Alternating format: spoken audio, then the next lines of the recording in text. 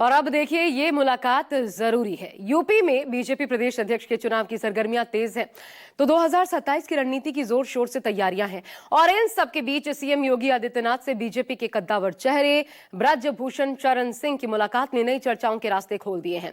आखिर इस मुलाकात के मायने क्या है?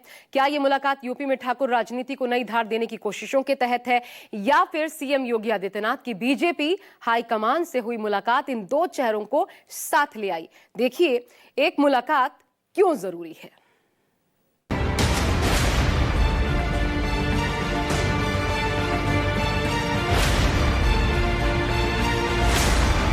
अब जिसको संदेश लेना हो वो संदेश ले। दबदबा था, दबदबा रहेगा। पहलवानी और यूपी की पॉलिटिक्स में यही अंदाज वाली पहचान है बीजेपी के पूर्व सांसद ब्रजभूषण शरण सिंह। ब्रजभूषण शरण सिंह एक बार फिर सुर्खियों में। सुर्खियों की वजह है उनकी और यूपी के सीएम योगी आदित्यनाथ के बीच मुलाकात की, जिसने यूपी की सियासत में कई सवालों को सरगर्म कर दिया। यूपी के एक ही क्षेत्र से आने वाले दोनों बीजेपी के कद्दावरों के बीच ये मुलाकात 31 महीने बाद हुई। मुलाकात कुछ देर की थी लेकिन कई सवाल छोड़ गए। मुलाकात के बाद निकले तो पूछ ही लिया गया कि मुलाकात के क्या मायने, तो बोले बुलाया था मिलने के लिए। उन्होंने बुलाया, हम गए।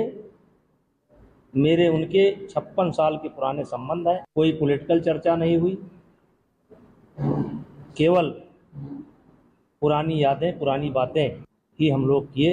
मुझे भी बहुत अच्छा लगा और उम्मीद है कि मुख्यमंत्री जी को भी बहुत अच्छा लगा। ब्रजभूषण सिंह 2023 में तब सबसे ज्यादा सुर्खियों में आए थे जब उन पर यौन शोषण के आरोप लगे।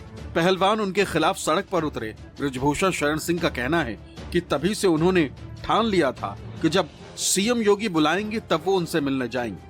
मुलाकात के बाद बोले कि बेटा विधायक है, सीएम से मिलता रहता है, वो हालचाल पूछते रहते हैं। उन्होंने बुलाया तो मैं मिलने चला गया। लेकिन ये मुलाकात ऐसे समय में हुई है जब यूपी में बीजेपी प्रदेश अध्यक्ष के लिए चेहरा तय हो रहा है। कहा जा रहा है कि खेमेबंदी भी हो रही है। मुख्यमंत्री जी ने मिलने की इच्छा व्यक्त की और मैंने पहले ही कहा था कि जब भी वो बुलाएंगे तब हम आएंगे। वो बुलाए, हम गए।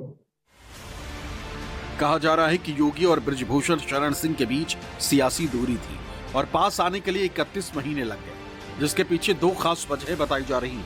एक तो 27 चुनाव से पहले तैयार हो रही पिच को और मजबूत करना और दूसरा प्रदेश के लिए संगठन के अध्यक्ष के चुनाव की कवायद। हालांकि इन दोनों बातों से ब्रजभूषण शरण सिंह इनकार कर रहे हैं, लेकिन राजनीतिक विश्लेषक इसे यूपी में नई राजनीतिक गठजोड़ और पूर्वांचल की राजनीति पर असर डालने वाला बता रहे हैं।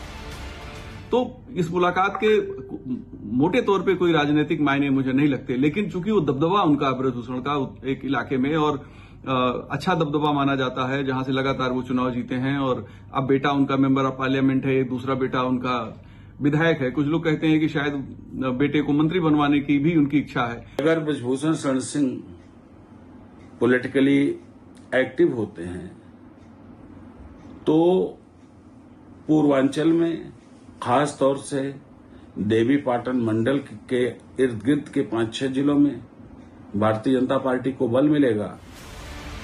आपको बता दें कि ब्रजभूषण 2009 में भाजपा से बगावत भी कर चुके हैं। तब उन्होंने समाजवादी पार्टी से हाथ मिला लिया और सपा में रहते हुए ही वो पहली बार रेसलिंग फेडरेशन ऑफ इंडिया के अध्यक्ष बने थे।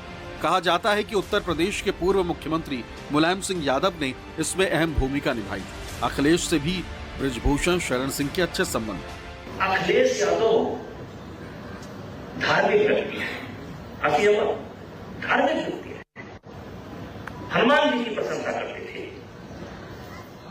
और अभी अखिलेश यादव ने एक बहुत बढ़िया मंत्री भी बनाया है और अखिलेश यादव श्री कृष्ण के वंशज हैं, तो धर्म का विरोध कैसे कर सकते हैं? वो थोड़ा बहुत जो करते हैं मजबूरी में करते हैं। समझिए इस बात को, वो मजबूरी में करते हैं, वो धर्म के विरोधी नहीं है। कहा जा रहा है कि ब्रजभूषण लंबे समय से योगी से संवाद बहाली का रास्ता तलाश रहे थे और पूर्वांचल की राजनीति और 2027 के चुनावी समीकरणों के लिहाज से ये मुलाकात बेहद अहम मानी जा रही है। अशोक तिवारी की रिपोर्ट, न्यूज़ 24। तो योगी आदित्यनाथ और ब्रजभूषण की मुलाकात क्या कहती है, इसके मायने समझिए बहुत अहम हो जाता है। खासकर क्यों अहम हो जाता है, तो सबसे पहले तो देखिए, दरअसल ये मुलाकात जो हुई है, जिसकी इतनी चर्चा हो रही है, 31 महीने बाद संवाद का रास्ता इसके माध्यम से खुला है। यूपी बीजेपी के अध्यक्ष के चुनाव के लिए क्या ये खेमेबंदी के तहत है, क्योंकि कद्दावर चेहरों के बीच जो जोर आजमाइश दिखती है, उसमें खुद को मजबूत करने की कोशिश का हिस्सा भी हो सकती है ये मुलाकात। इसके अलावा 27 के लिए पूर्वांचल पर पकड़ की प्लानिंग, क्योंकि दोनों नेता यहीं से आते हैं और पूर्वांचल में अपने गढ़ को, आजमगढ़ के रास्ते अखिलेश यादव मजबूत करने में लगातार जुटे हैं। तो इसकी काट सबसे प्रबल संभावना दरअसल इसी की नजर आ रही है। और पूर्वांचल में जातीय समीकरण बैठाना जो हर चुनाव के लिहाज से अहम हो जाता है। दरअसल ब्रजभूषण शरण सिंह को पूर्वांचल के बड़े नेताओं में गिना जाता है। अब पूर्वांचल में कौन से जिलों की सीट पर उनके प्रभाव का सीधा सीधा असर पड़ता है, वो भी आपको दिखाते हैं कि करके देखिए। गोंडा, सबसे पहले तो गोंडा, कुल मिलाकर के यहां पर जितने जिले आते हैं, एक करके समझिए। गोंडा के बाद आ जाता है बहराइच, इसके बाद श्रावस्ती। इन तमाम जिलों में जहां पर एक धाकड़ पकड़ रखते हैं ब्रजभूषण शरण सिंह। श्रावस्ती के बाद बलरामपुर, साथ ही अयोध्या। 2024 के लिहाज से तमाम सीटें जहां पर नुकसान झेलना पड़ा था समाजवादी पार्टी के हाथों बीजेपी को, और अंबेडकर नगर, सुल्तानपुर, ये तमाम जिले हैं जहां पर ब्रजभूषण शरण सिंह का दमखम, उनकी ताकत काम आती है। कुल मिलाकर के दरअसल 27 की तैयारी न सिर्फ तेजी से हो रही है, बल्कि बहुत पहले शुरू हो चुकी है, और ये मुलाकात कम से कम यही कहती है।